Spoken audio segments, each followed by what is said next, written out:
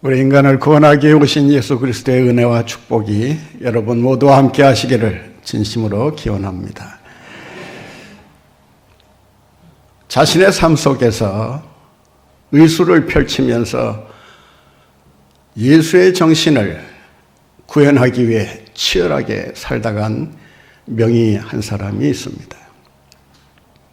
세상 사람들로부터 성자라는 말을 들었을 정도로 병을 고치는 의사이기 이전에 위대한 그리스도인으로 살았던 인물입니다.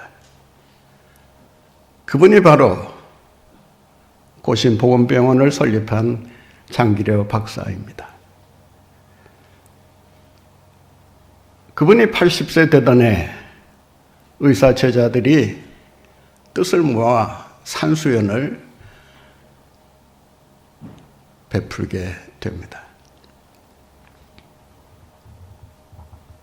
생신을 축하하는 자리에서 한 기자가 질문을 합니다. 지금까지 80평생을 살아오시면서 가장 기뻤던 때가 언제였습니까? 그리고 무엇 때문이었습니까? 첫째는 제가 자식을 낳았을 때입니다. 그때는 세상을 다 얻은 것 같은 큰 기쁨이 제게 있었습니다. 두 번째는 일제강점기 시절 송기정 선수가 올림픽 마라톤 대회에서 금메달을 땄을 때입니다. 비록 일장기를 달고 달리기는 했지만 세계 모든 사람들에게 한민족의 우수성을 알린 것처럼 내가 그 한 사람이 된 것 같은 기쁨 속에서 감격의 눈물을 흘렸습니다. 세 번째는 예수 그리스도를 나의 구주로 믿고 영접했을 때입니다. 죄인의 자리에서 하나님의 자녀로 나의 전 삶을 바꿔주신 그분의 은혜에 감격하며 기뻐할 수밖에 없었습니다. 그 기쁨이 오늘날 나를 만들었습니다. 나의 생애를 180도 전환하게 만들었던 것입니다. 여러분이 지금까지 살아오시면서 가장 기뻐했던 때가 언제였습니까? 또 무엇 때문에 기뻐하고 계십니까? 어떠한 소식을 들어야 큰 기쁨이 우리 마음속에 샘솟듯 솟아날 수 있겠습니까? 오늘 본문 말씀에 보면 소식이라고 하는 말 앞에 세 가지 수식어가 붙어 있습니다. 큰, 기쁨, 좋은, 큰 기쁨, 좋은 소식. 이 소식은 도대체 무슨 소식이길래 큰 기쁨, 좋은 이런 탁월한 수식어를 붙게 만들고 있느냐라고 하는 것입니다. 크다라고 하는 말은 크기를 가리키기도 하지만 크다는 말에 담겨진 그 은유적인 의미를 살펴보면 압도하는, 비교할 수 없는, 초월적인 그러한 기쁨을 나타낼 때 사용합니다. 이 세상의 모든 슬픔과 고통과 눈물과 괴로움을 압도할 수 있는 기쁨이란 도대체 어떤 기쁨일까? 이 세상의 그 어떤 기쁨으로도 표현할 수 없는 그런 기쁨이란 도대체 어떤 기쁨을 말할까? 오늘 본문 말씀에 보면 이 기쁨의 소식이, 좋은 소식이 하늘로부터 전해지고 있다는 것입니다. 세상으로부터 전해지는 소식이 아니고 하늘로부터 전해지는 희소식이라고 하는 것입니다.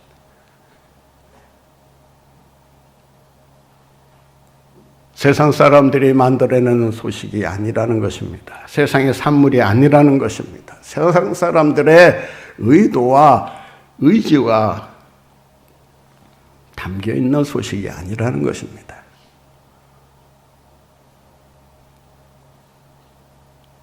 하늘이 전해준 소식.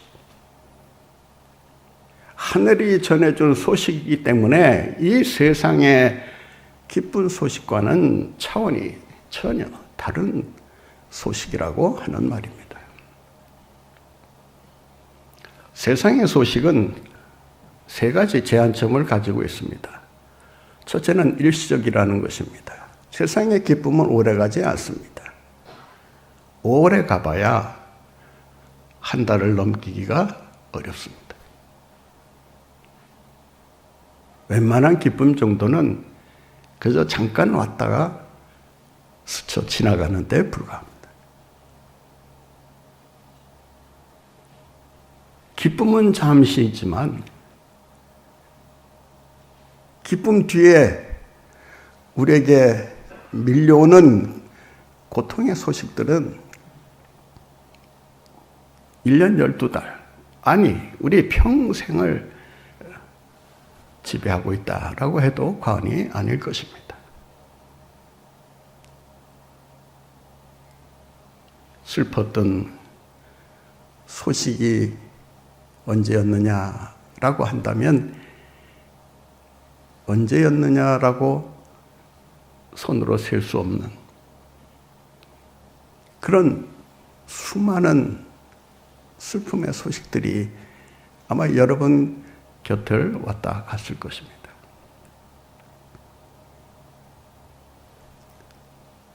가뭄에 콩나듯이 기쁜 소식이라고 해봐야 그저 자식이 합격을 하고 또 직장에 또 취직을 하고 뭐 또 애를 낳고 뭐 이런 소식들이 간간히 우리에게 찾아오긴 하지만 그 기쁨의 소식이라고 하는 것은 잠시 잠깐에 불과하다는 것입니다. 뿐만 아니라 세상에서 우리에게 전해주는 소식은 상대적입니다. 모두가 다 기뻐할 수 있는 기쁨이 아니라는 것입니다. 누군가 기뻐하면 누군가 기뻐하기 위해서 또 눈물을 흘려야 되는 상대가 존재합니다. 다시 말씀드려서 한 사람이 성공했다 칩시다. 그러면 그 한 사람이 성공하기 위해서 경쟁했던 또 다른 많은 사람들이 또 피눈물을 흘려야 하는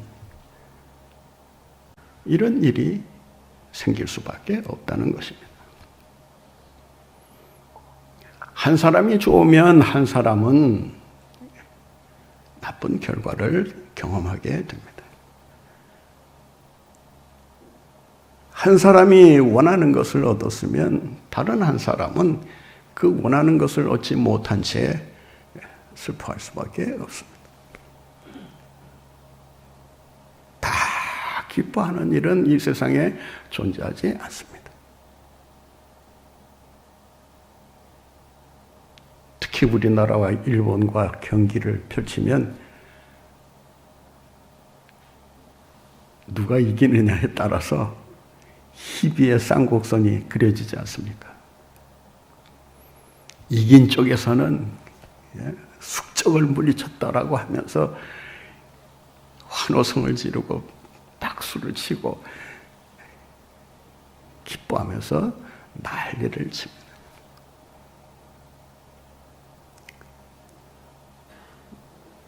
진 쪽의 입장에서는 뭐 어떻게 졌든지 간에 그 졌다는 그 사실 하나만으로 다 모든 슬픔이 그냥 한꺼번에 주어진 것처럼 슬퍼하고 눈물을 흘리는 것입니다.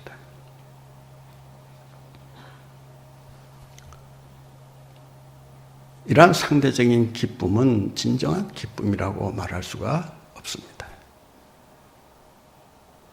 내가 기뻐하는 순간 다른 사람은 눈물을 흘리고 있을 수 있기 때문에 그 기쁨이 이기적인 기쁨은 될지 모르지만 모두가 기뻐하는 진정한 의미에서의 기쁨이 될 수는 없다는 것입니다. 또 하나는 조건적이라고 하는 것입니다. 열심히 일해야, 수고해야, 고생해야 원하는 것을 얻습니다. 세상이 주는 기쁨은 결코 저절로 오는 것이 아닙니다. 그만큼 그 기쁨을 얻기 위해서 나름대로 애쓰고 고생한 결과라고 할 수 있는 것입니다. 그러나 하늘에서 오는 기쁨은 일시적인 기쁨이 아닙니다.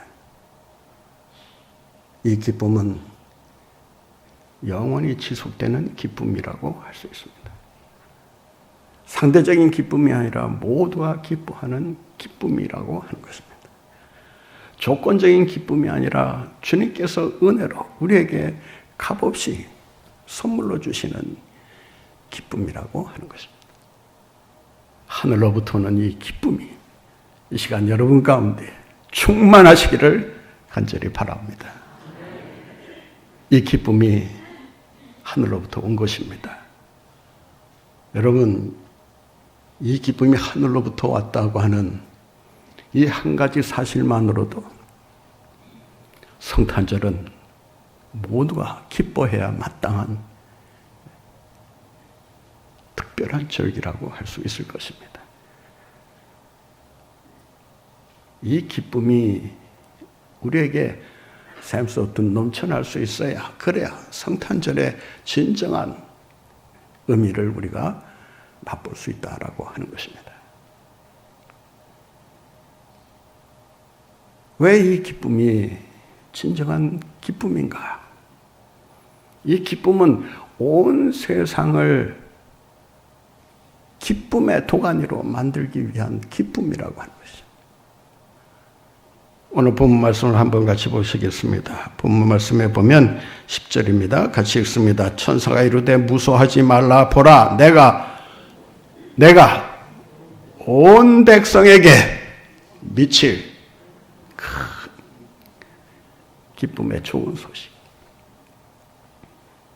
누구에게 미칠?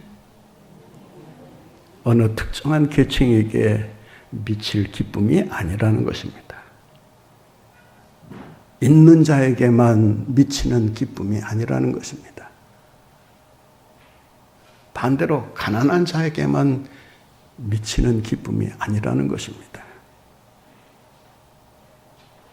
빈부귀천을 막론하고 남녀노소를 막론하고 인종과 민족을 초월해서 온 세상이 기뻐할 수 있는 기쁨. 얼마나 놀라운 기쁨입니까?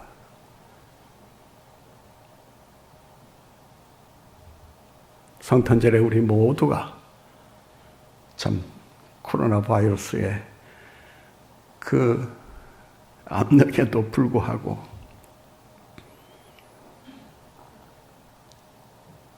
그 모든 불안과 두려움을 물리치고 이 자리에 나올 수 있었던 그 이유가 무엇입니까? 온 세상에 미칠 기쁨의 소식이 주님으로부터 우리에게 전해졌기 때문이 아니겠습니까? 어렸을 때 부른 그 성탄절 노래가 있습니다.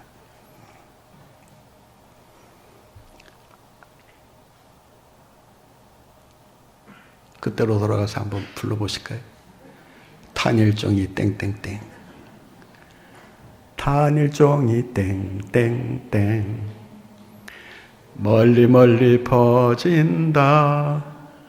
저 깊고 깊은 산속 오막살이에도 단일종이 울린다. 아멘. 참 누가 작사했는지 기가 막혀요. 단일종이 땡땡땡 멀리 멀리 퍼진다. 어디까지? 저 깊은 산골 오막살이에도 단일종이 불린다.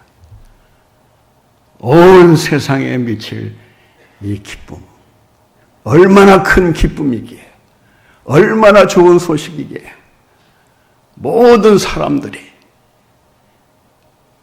이 소식을 듣고 기뻐할 수 있을까? 이러한 기쁨이 여러분들을 통해 온 세상에 퍼져나갈 수 있게 되기를 간절히 바랍니다. 이 소식이 왜 기쁜 소식이어야 할까요? 기쁜 소식일 수밖에 없는 이유가 무엇일까요? 그것은 나를 위한 소식이기 때문에 그렇습니다.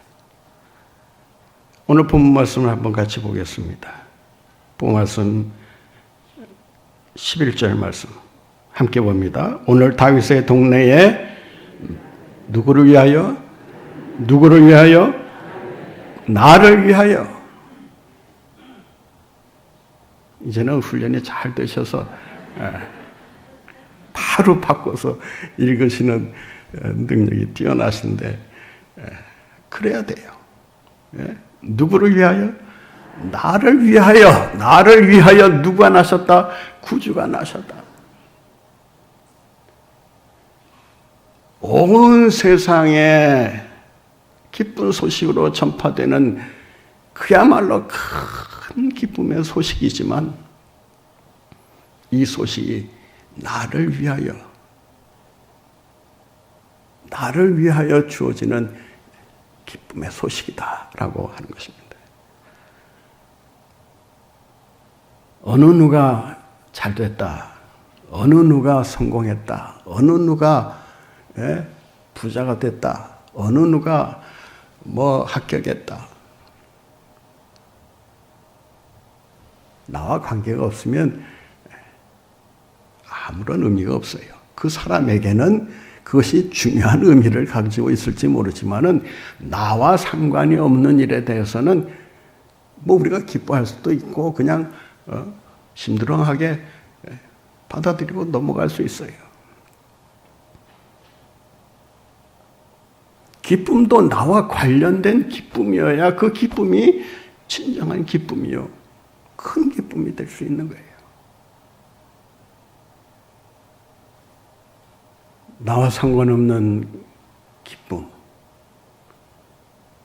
도대체 무슨 의미가 있습니까? 성탄절에 우리가 주님을 경배하면서 기뻐해야 되는 이유가 있어요. 그것은 나를 위하여 구주가 나셨다라고 하는 것입니다. 우리가 기뻐해야 되는 세 가지 이유가 있다 그랬어요. 하늘로부터 온 소식이기 때문에 기뻐해야 합니다. 오늘 본문 말씀에 보면 9절에 이렇게 말합니다. 주의 사자가 곁에 서고 주의 영광이 그들을 두루 비침에 크게 무서워하는지라. 이 소식이 하늘에서 들려오는데 지금 그 상황이 어떻게 벌어지고 있느냐? 주의 사자가 곁에 서고 주의 영광이 우리를 두루 비치고 있다라고 하는 것입니다. 하늘로부터 오는 소식이기에 우리는 이 성탄절에 우리에게 전해주시는 구주가 나셨다는 소식을 듣고 기뻐하며 찬양하며 주 앞으로 나가야 하는 줄로 믿습니다. 이 소식은 온 세상을 구원하기 위한 소식이기에 누구나 기뻐할 수 있는 큰 기쁨의 좋은 소식이라고 하는 것입니다. 더 나아가 나를 위해 주님께서 특별히 전해주신 큰 기쁨의 좋은 소식이에요.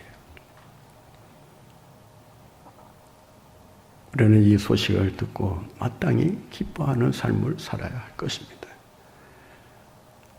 오늘 본문에 보면 나를 위하여 누가 나셨다? 구주가 나셨다. 기쁨의 주체는 누굽니까? 기쁨의 주체는 누구예요? 기뻐하는 사람은 나요, 우리지만 기쁨의 소식의 주체는 바로 예수 그리스도시다라고 하는 것입니다. 그분이 우리를 위해서 무슨 일을 하셨기에 우리가 그분을 찬양하고 경배해야 하는가? 오늘 본문에 보니까 구주가 나셨다라고 말합니다. 구주, 구세주. 우리를 죄와 죽음으로부터 구해내신 구원자. 구세주가 우리에게 오셨다라고 하는 것입니다. 만약이지만 한번 가상을 한번 해봅시다. 예수님이 오시지 않았다 라고 한다면, 구주로 이 땅에 오시지 않았다라고 한다면, 그래서 십자가를 지시지도 않았고 또 부활하시는 일도 없었다라고 한다면, 지금 우리는 어떤 위치에 서 있게 되었을까? 여전히 죄 아래 종노릇하면서 가장 비참한 인생을 우리가 살고 있지 않았겠습니까? 그분이 구주로 오시지 않았더라면, 그래서 그분이 우리를 구원해 주지 아니하셨더라면, 구원받을 길을 찾지 못하고 여전히 죄 속에서 방황하고 살기 시작했다면 우리의 인생은 과연 어떻게 되었을까? 죄가 가져다주는 온갖 불행과 비참함과 거짓된 그러한 삶 속에서 우리의 인생은 그야말로 쓰레기 같은 인생으로 바뀌고 말았을 것입니다.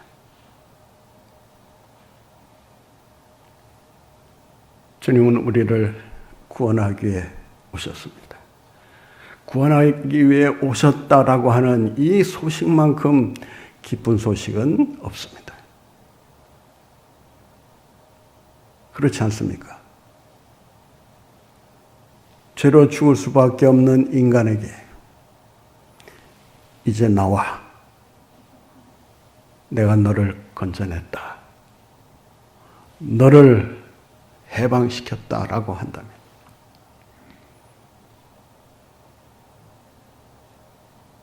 이 성탄절 사면이라고 하는 게 있지 않습니까?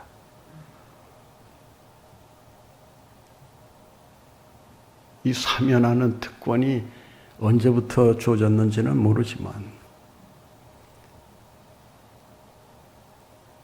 죄로 죽을 수밖에 없는 인간들에게, 영원히 감옥살이 할 수밖에 없는 인간들에게 사면이 주어진다.